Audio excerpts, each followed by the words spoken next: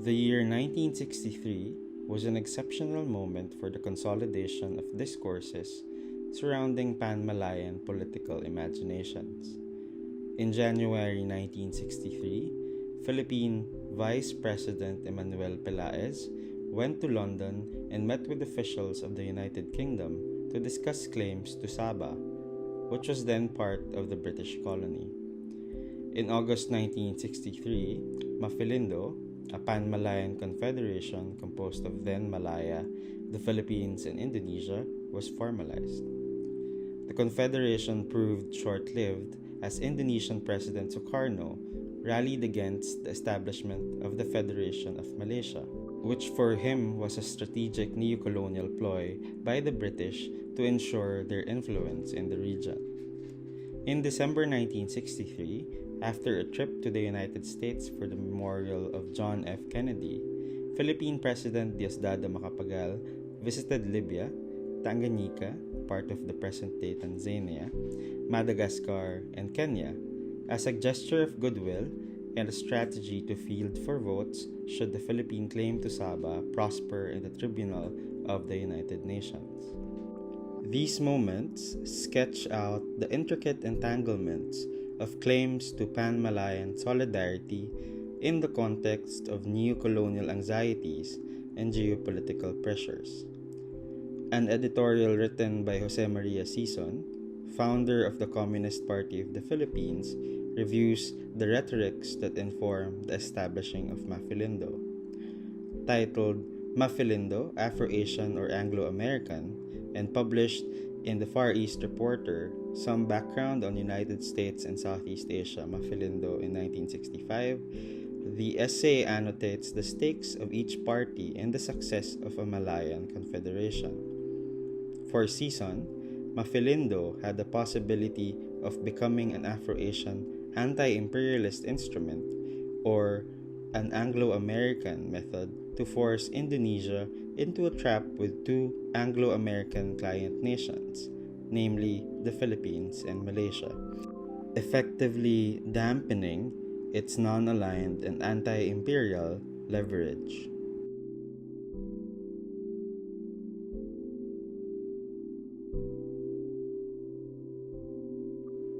This archival selection draws on the Vargas Museum Permanent Collection to tease out narratives of trans-regional affinities that revolve around the collecting practice of Filipino diplomat Jorge B. Vargas. Three objects that allude to orbits of Asian and Pan-Malayan discourses are presented in this selection.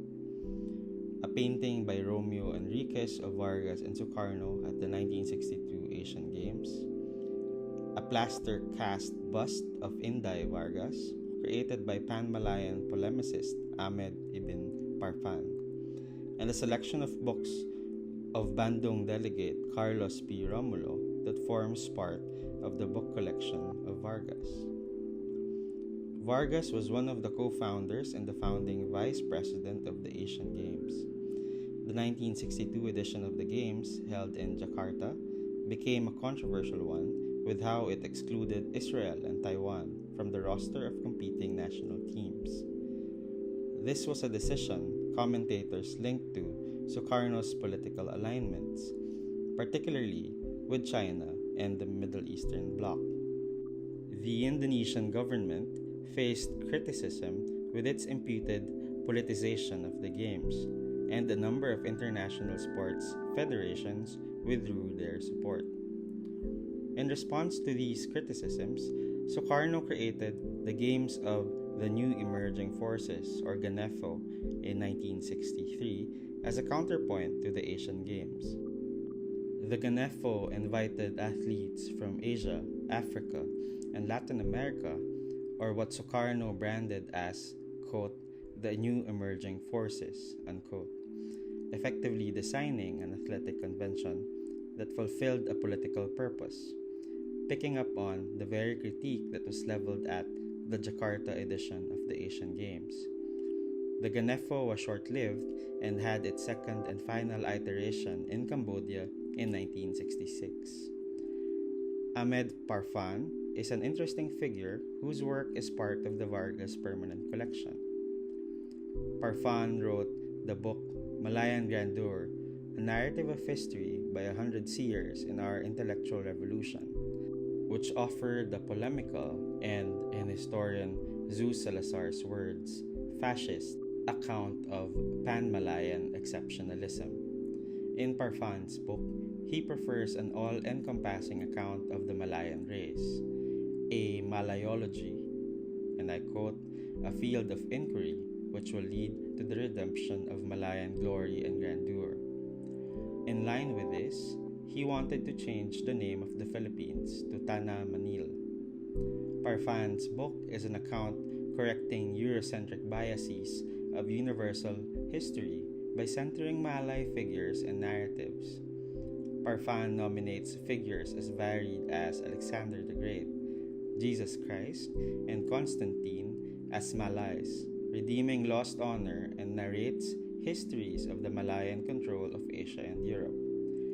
The University of the Philippines, where the Vargas Museum is located, has one copy of the book Malayan Grandeur, a copy donated to the university by the author himself.